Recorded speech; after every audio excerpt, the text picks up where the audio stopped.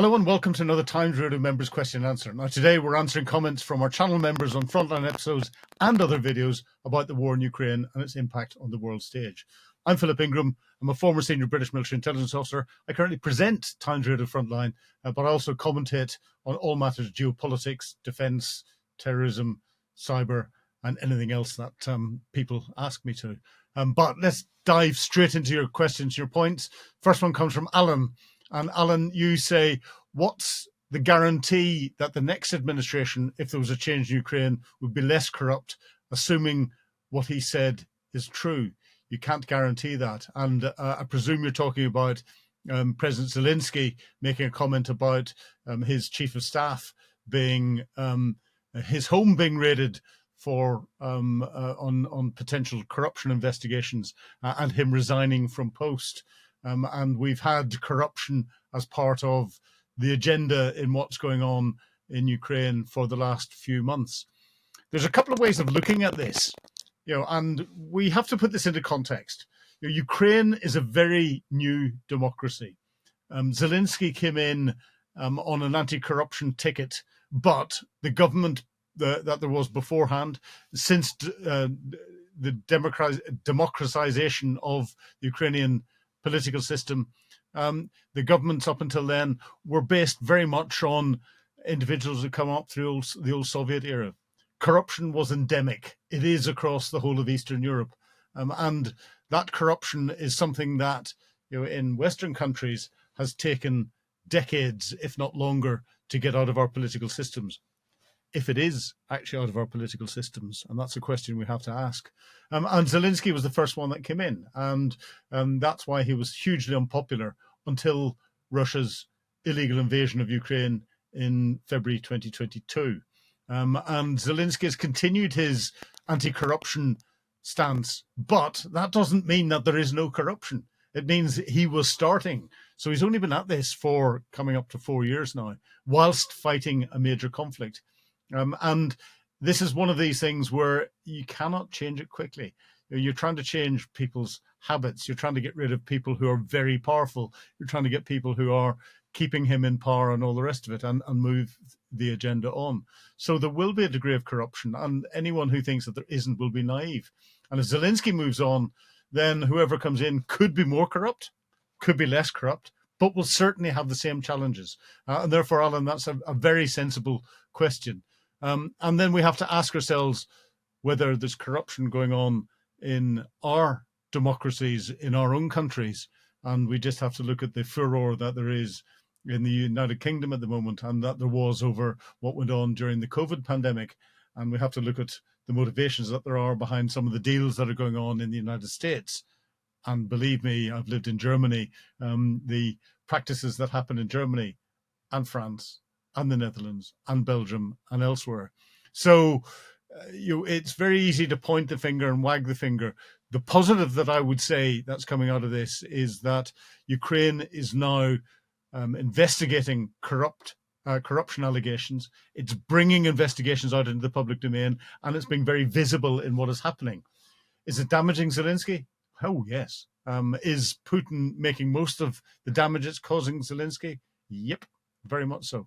But is the Ukrainian approach to corrupt activities changing, and changing for the better? Yes, but it'll take time. So next point comes from Randy. Randy, and you say maybe it's time for the free world to sanction Belgium for blocking the badly needed use of Russian investments for Ukraine's defense and Ukrainian needs. And Randy, you're referring to the $300 billion worth of frozen Russian assets in Belgian banks.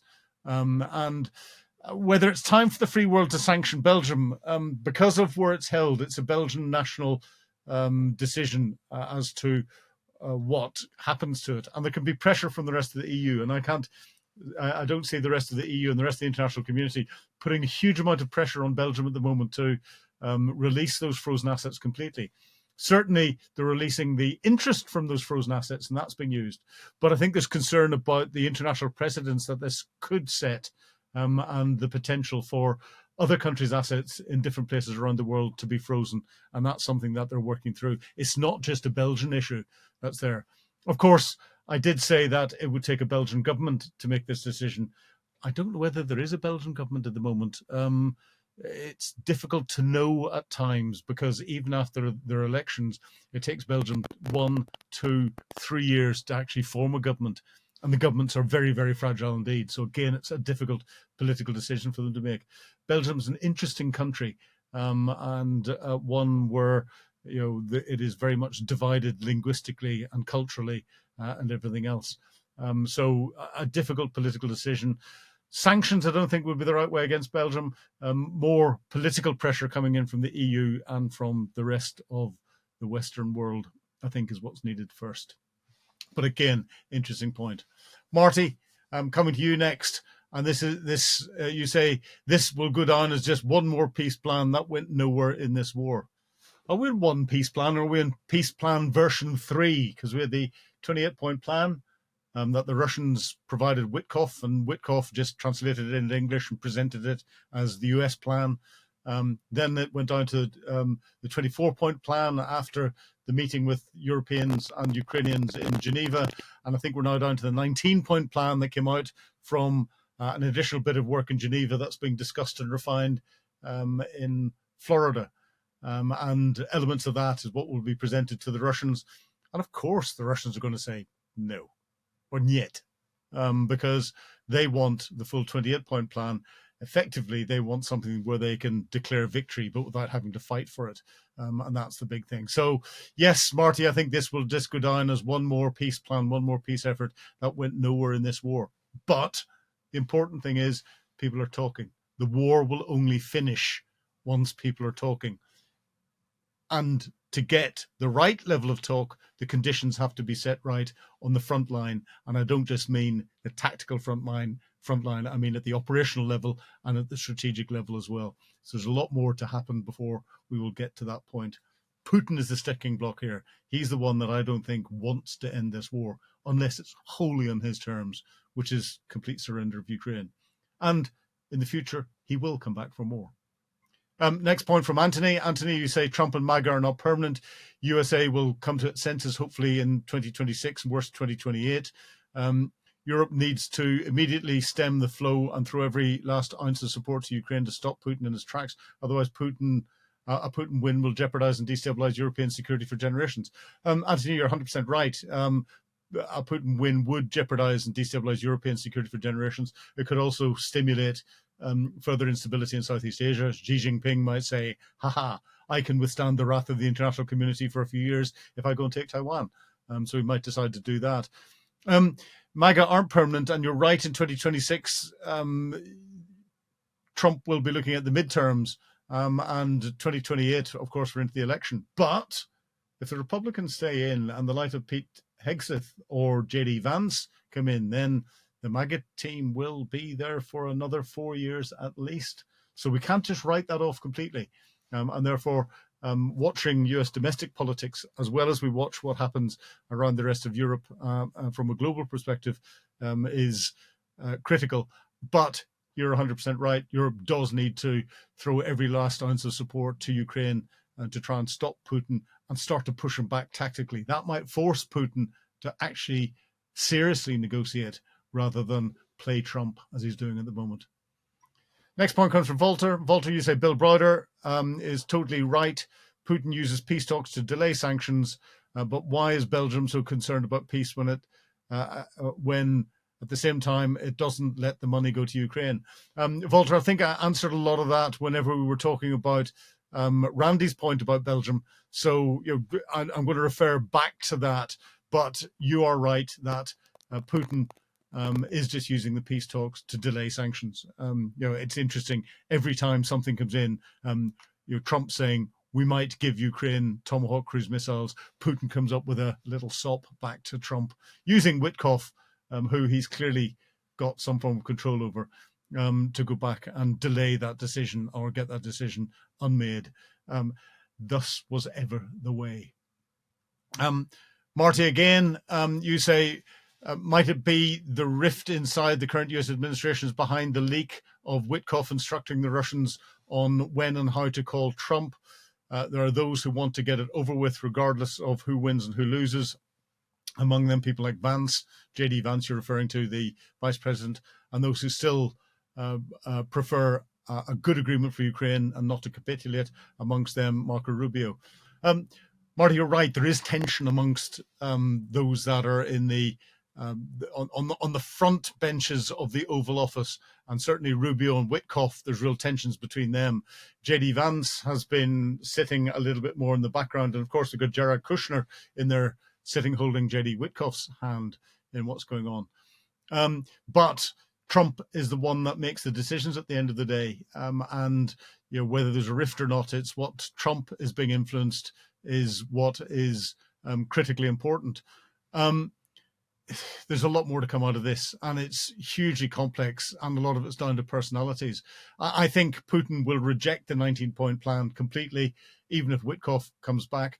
If it had been any other diplomat, and a proper diplomat, giving Putin and his team some steers onto how to talk to Donald Trump, that's what diplomats do to anyone that they're working to, because they have to come across as being cooperative. You have to come across as giving advice and trying to be seen to be impartial in what's going on. Otherwise, if they think that you're not helping them, then they'll do anything to undermine stuff.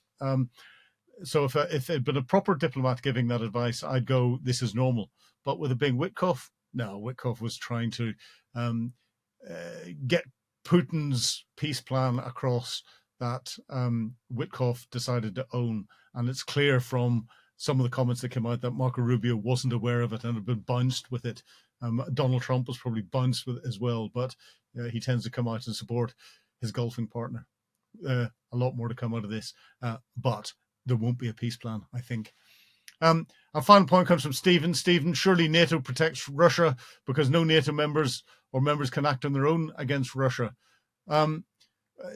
Yeah, Stephen, you're 100% right. NATO does protect Russia, but because NATO and no NATO members ever want to attack Russia, NATO is a defensive alliance. And having been a planner in NATO for many years, I'm planning the land element of joint operational planning.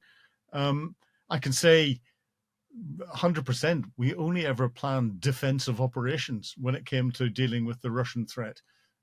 Offensive operations, yes, we planned for Kosovo, and that was under United Nations mandate, and we planned for North Macedonia. Now North Macedonia, it was the former Yugoslav Republic of Macedonia beforehand. And we planned for Bosnia should it be needed if there was a breakdown in the Dayton Peace Accord. But NATO is a defensive alliance and quite a successful one. So, yes, in a way of NATO acting collectively, it would come down very hard on any NATO member that tried to attack Russia unilaterally. But of course, it doesn't stop NATO members from defending themselves. We saw Turkey, a NATO member, shooting down a Russian aircraft that had strayed from Syrian airspace into Turkish airspace after several other strays had been warned beforehand, and nothing happened. But NATO is as good for the Russians as it is for NATO members. And by the way back in the 80s, early 90s, there was discussion of inviting Russia into NATO, but Russia declined. Anyway, thanks for watching this week's question and answer and posting your questions. Remember, if you want access to exclusive videos and have your questions answered, please sign up for Times Radio membership. Oh, and ask your friends to do the same. And remember, Frontline is also available on any of your favorite podcast platforms. Just search for Times Radio Frontline. Thank you. Goodbye.